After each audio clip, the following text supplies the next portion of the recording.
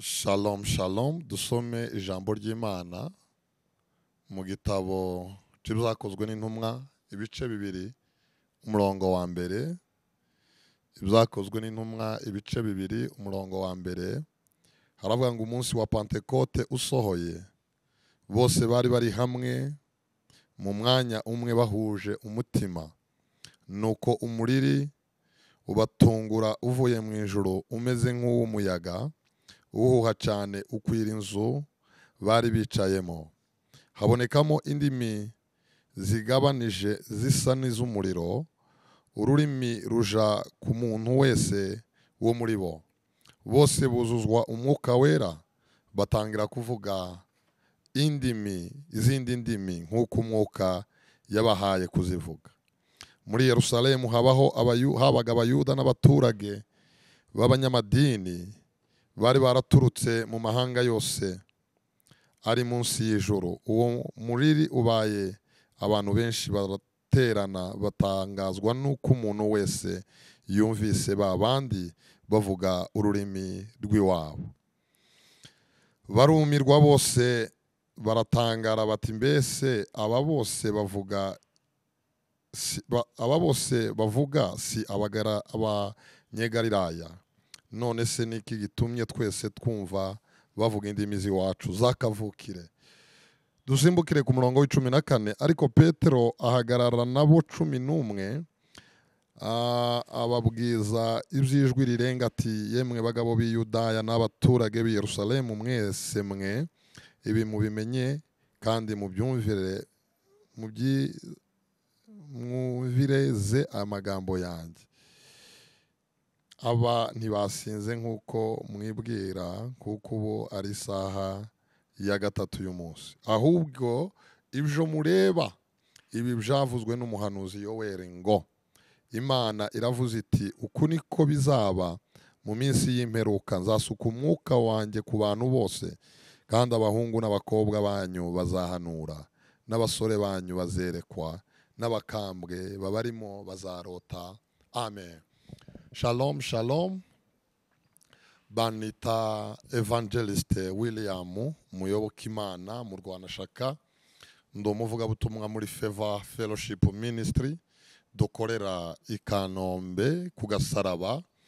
Aha mudusanze twari twaje mu mubatizo, twari twaje kubatiza umubatizo wera, umubatizo kuko Bibiliya ibivuga. Rero bantu b'Imana, nanone nubwo turi ku mubatizo uyu munsi, uyu ni umunsi wa Pentecoste. Ni umunsi wa Pentecote, umunsi umwuka wera yamanutse. Ndagira ngo tuganire kuri Pentecote ho gatoya mu mwanya muto cyane, tuganire Pentecote, tuganire uyu munsi wa Pentecoste. Bibiliya iravuga ngo bose bari hamwe. Ryari Yesu amaze kubambwa, dene yaje kuzuka. Hanyuma abana n'abigishwa be iminsi 40 abategura, abatoza. Ibyo yari yaramaze kubabwira byinshi byari byarasohoye. Yari yarababwiye ko umwana w'umuntu azagambanirwa, akicwa, agapfa, dene akaza kuzuka. Hanyuma Bibiliya iravuga ngo uko niko byagenze. Amaze kuzuka rero, bari baramaze kubona ko ibyo yababwiye byose bizaba. Abana nabo yongera kubakomeza, yongera kubigisha. Yabigishaga icyo bita umwuka wo gushira ubwoba, umwuka wo gushira amanga. Uyu ni umwuka dushobora no kuganira w'imyaka cyangwa amezi. Abantu benshi babaswe n'umwuka w'ubwoba, umwuka w'ubwoba. Ariko ndagira ngo ngutinyure, uyu mwuka, iyi spirit yo gushira amanga ibashe kukujaho.